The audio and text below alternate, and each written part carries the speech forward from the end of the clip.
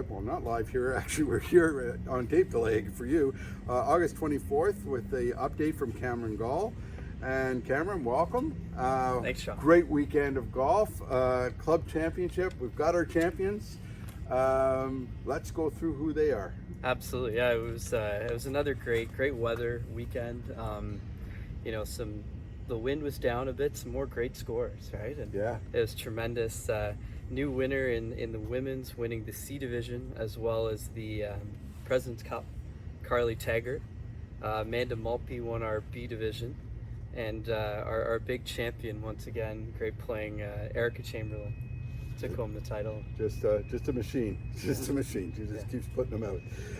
She didn't putt well on her final day. There was some talk about a putting lesson. Despite that, she was still able to hang on with the victory. Well, she's a tremendous golfer and so young and ready to do a lot of damage in that women's division.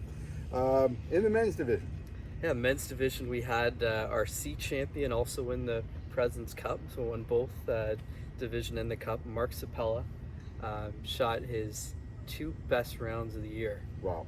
Shooting 90, which in that bracket, unbelievable. For him to do that under the gun in competition. Yeah. Good for him.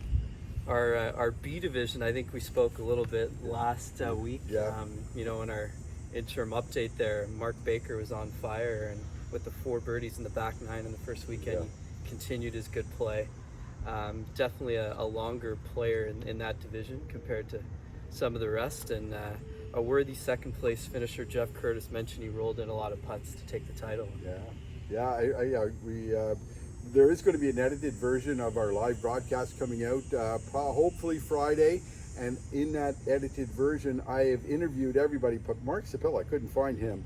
All the champions got interviewed, and those interviews will be in the edited version of the live broadcast, but we've had a lot of and in that, Mark did mention we just tried to keep the ball in play and just get it through.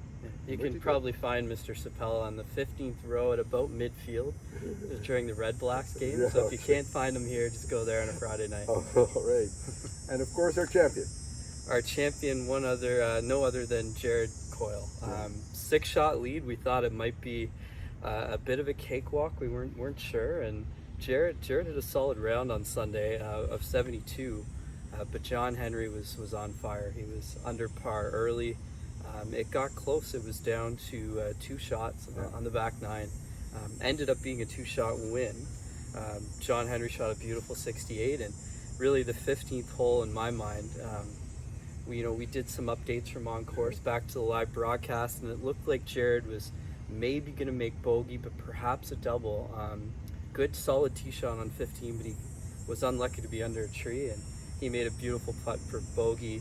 John Henry hit a great putt for birdie, but it didn't go, and what looked like could have been an even tied match turned out to still be a considerable lead. That was really the game changer. Well, that could have been a 3-shot swing right there. It could have. If John Henry had birdied and Jared double bogey, there it is. Then it's tied. And then it's tied. And Jared made a beautiful putt to save up for a bogey, and unfortunately John Henry didn't get his birdie, and it's all on the live broadcast. Jared explains that, but an amazing tournament, just an amazing day.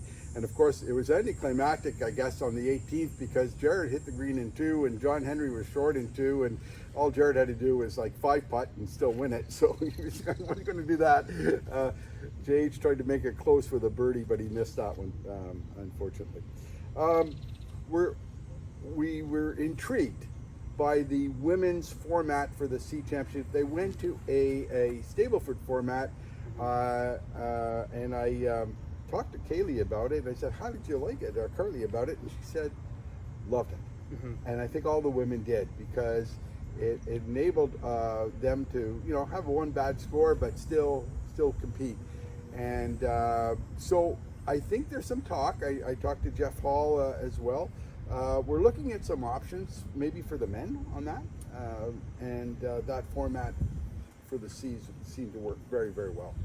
I think it was a great introduction for our club, right? Yeah. It's a good format option to assess and consider, right?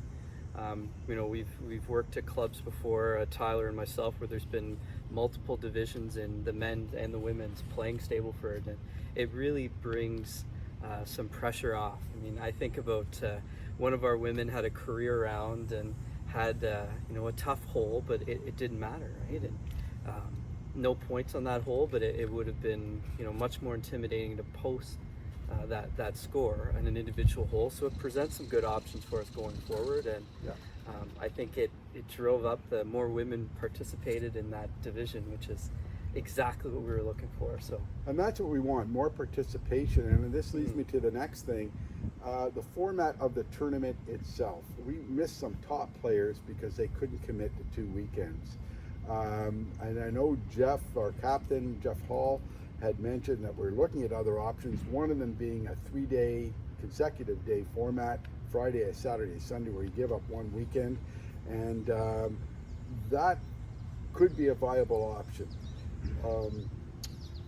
So the other issue that Jeff brought out, and certainly a lot of people brought out, is look, I can't compete with Jared Coyle. I got an A index. I can't compete with that. The guy shot 68 and 66 and 7 under total. I've never shot under par in my life, yet I'm in the A's. How do I compete with that? There's no point in me even entering. And a lot of people had that attitude.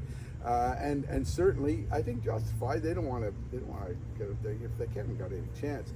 So I know what other clubs have done. Have gone to an open division where anybody in the A category can sign up for the open division, and or even I think they even mandate certain handicaps go to the open, but any other A from 5 to 9 can then opt in or opt out, so that you can have an open category for the club championship and then an A category. All this to say, there's a lot of things that we want your feedback on. And Jeff mentioned a survey coming out. Absolutely, yeah. And like you said, John, it's great discussion, and we encourage feedback. I think that's going to be key to help provide the playing committee and the managers with the opinions and suggestions. They're really good conversations to have, and we'll work on a survey incorporating some of the Stableford options as well as the date. Respecting the tradition of the hole-in-one party and the implications of that, but they're good discussions, and it'll be a worthy survey, I think, to put out to the membership. Okay. Course update. Where are we today? Well, we're finally sodding today, which will be really nice. Some of the contractors had some extenuating circumstances and couldn't start last week, but we're so happy to have them laying the sod today. The bunkers actually look really cool with no sand in them for a few days. They look a little darker and they're kind of neat.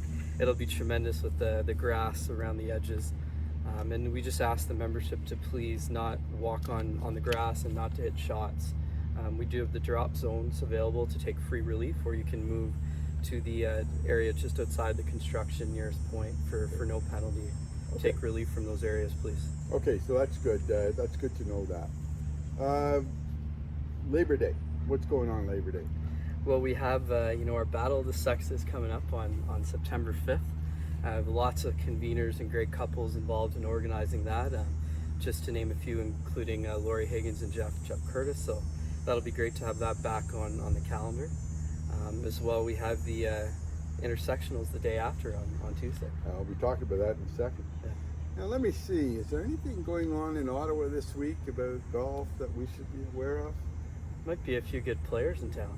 Really? Yeah. It's Where funny. would they be? It's funny. A lot of them, I think, have had their clubs arrive a day or two late, so they're finding creative ways to practice and get ready at the hunt. But go Brooke! It'll be awesome to see it on TV. I know a lot of our members are volunteering and going to attend, and we'll probably see some familiar faces on the grounds and volunteering and scoring in the various events. But it's great to have such a big event in the valley, and go Brooke and all the Canadians. These are the best of the best in the world. You're not going to see any better women's golfers anywhere in the world.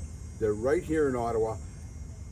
Take the time, if you can, if you have the time, to go out and watch them play. I would have hoped to have time. I don't, unfortunately, but certainly if you have the time and you want to see some great golf, I think tickets are $70 a day. I think Sunday's $80. Some of you have weekly passes, and of course the volunteers get to watch for free. For sure. I think it's 19 of the top 20 in the world are here. So what a great field it is. Yeah. The live broadcast went very, very well.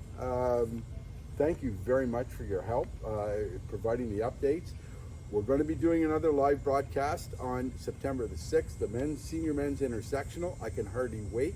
We're getting better at this, and I'm just hoping that everything goes as smoothly that day and even better. We had a little trouble with my camera overheating. It was so hot that day.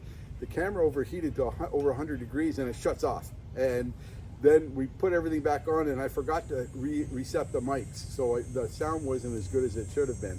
Anyway, bottom line is, we'll be better. I swear to God, we're learning a lot. There will be an edited version of that, as I said, with the interviews of the winners. So look for that on our website coming up, and look for the Senior Men's Intersectional live broadcast. And that, just mention that, Senior Men's Intersectional, September the 6th. Yeah, tremendous to be hosting, right? It's mentioned a few times, and I know all the gents are working hard getting ready, and a few of them played pretty well in the club championship, so that bodes well, and we'll cheer them on. Okay.